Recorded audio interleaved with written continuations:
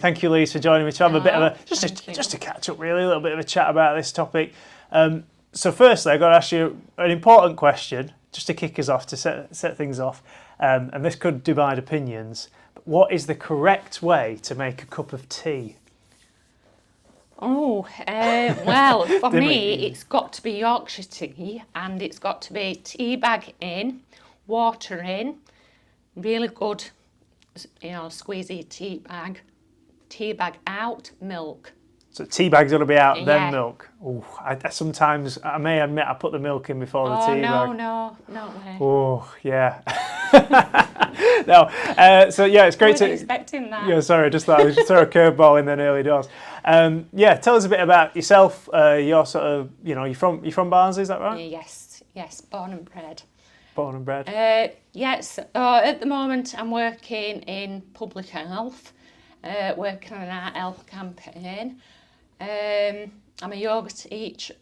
I worked in college, 20 years teaching. And they always talk about Barnsley being a close-knit community, and what I love is you were saying to me that, we're here at the Civic filming today, and you've worked at the Civic, but your parents have worked at the Civic. Dad worked here, my grandma's worked here. But yeah, it is a close-knit community. I know everyone, literally everyone. Going on to sort of your journey with alcohol and sort of your personal experience, what's your first sort of experience of alcohol? Can you remember that far back in terms of like when you first maybe had your first drink and what that was like? Yeah, probably when I was about 13. Wow, yeah. On holiday with my mum and dad. So all controlled.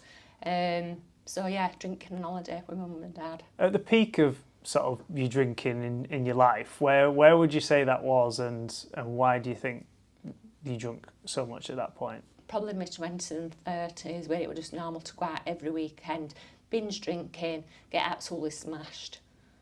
Drinking in week as well, drinking wine, every night. That were an habit that I got into at one point where, to get to like 4 o'clock and I think, I can have a glass of wine. Yeah, because it's not necessarily always about addiction, is it? It can just be those life circumstances, whether you're used to going out with your friends at a weekend, whether it's just you're used to just having a glass of wine when you watch telly on a night with your tea, you know what I mean? That's the thing, isn't it? So many of us just get into that. I'm the same. I sometimes like to sit and have a cider while I'm watching TV and having my tea. It can become quite a normal part of your life. Yeah. Just being like I said, just being normal, just drinking every night in house, not even thinking about going in the fridge, getting a bottle of wine as soon as you finish work. Now I have a cup of tea instead.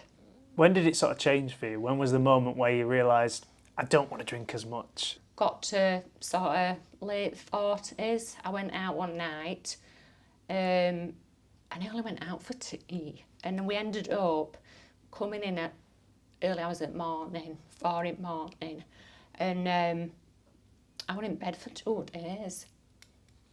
So, because I drank that much, and I was crying, I was in tears, and I just thought, this is no good. I'm not doing this anymore. My life's too busy. I've got too much to do to be in bed recovering from an hangover.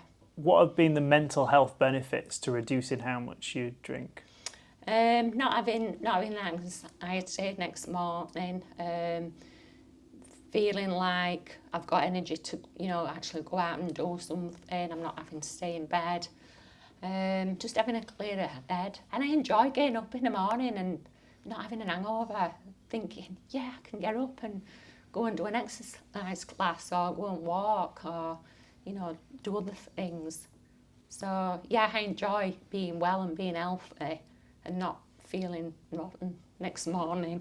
Fantastic. What are your top tips then to those people who are watching who are thinking, I know I want to start cutting down on how much I drink? Getting out of the house. If you're somebody who stays in house drinking, maybe go for a walk, join a gym, get an hobby where you're not sat in thinking about, your next drink. Saying to your friends and your family, I don't want to drink as much.